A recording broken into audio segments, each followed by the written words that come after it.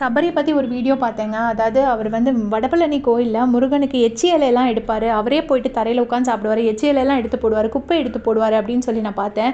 பார்த்தோன்னே உண்மையிலே நான் ஷாக் ஆகிட்டேன். ஏன்னா அவர் வந்துட்டு போன சீசன் முத்துக்குமரனை பார்த்து காப்பி அடித்து தான் வந்து முருகனுக்கு விரதம் இருக்கான், அவன் அதனால தான் முருகனை கும்பிட்ற மாதிரி இது பண்ணிகிட்ருக்கான், நான்வெஜ் சாப்பிடாமல் இருக்கான் அப்படின்னு சொல்லிட்டு சபரியை பற்றி அவ்வளோ ஒரு ஒர்க்கு போயிட்டு இருந்துச்சு. நிறைய எவ்வளோலாம் நெகட்டிவாக பரப்ப முடியுமோ அவ்வளோ நெகட்டிவாக பரப்புனாங்க. நான் பார்த்தேங்க, ஒரு ஒரு அநாத ஆசிரமத்தில் குழந்தைங்களுக்கு தீபாவளி ட்ரெஸ்ஸு, இப்போ கிஃப்ட்டு, கிராக்கர்ஸ் எல்லாமே அரேஞ்ச் பண்ணிட்டு வந்திருக்கார் போல இருக்குது.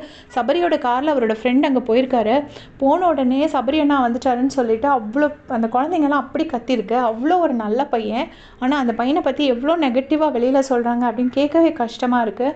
இனி இதில் ஒருவேளை சபரியோட அம்மா அப்பா ரிலேட்டிவ்ஸோ யாராச்சும் இந்த வீடியோ பார்த்துட்ருக்கீங்கன்னா என்னோட சின்சியர் ரிக்வெஸ்ட்டு, சபரியை முதல்ல தயவு செஞ்சு ஜோக் அடிக்க வேண்டாம்னு போய் சொல்லுங்கள். அங்கே இருந்துட்டு இந்த குட்டி பண்ணின்னு சொல்கிறது இது எல்லாத்தையுமே அப்படியே பூதாகரமாக பெருசாக்கி என்னெல்லாமோ சொல்கிறாங்க. அப்புறம் அந்த கேப்டன்சி டாஸ்கில் இடித்ததுக்கப்புறமா வந்து ஆமாம் நான் வேணும்னு தான் பண்ணேன் இந்த மாதிரிலாம் சொல்லி ஜோக் அடிக்கிறது.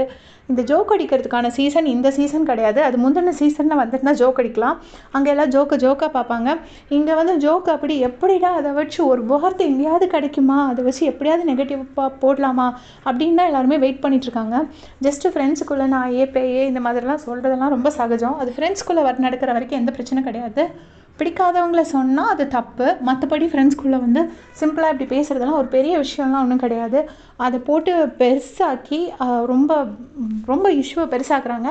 தயவு செஞ்சு இந்த கேம் எவ்வளோ நாள் ஆடுறாரோ அது வரைக்கும் எந்த ஜோக்குமே அடிக்க வேண்டாம்னு போய் சொல்லிடுங்க. இது என்னோடய சின்சியர் ரிக்வெஸ்ட். தேங்க்ஸ் ஃபார் வாட்சிங்.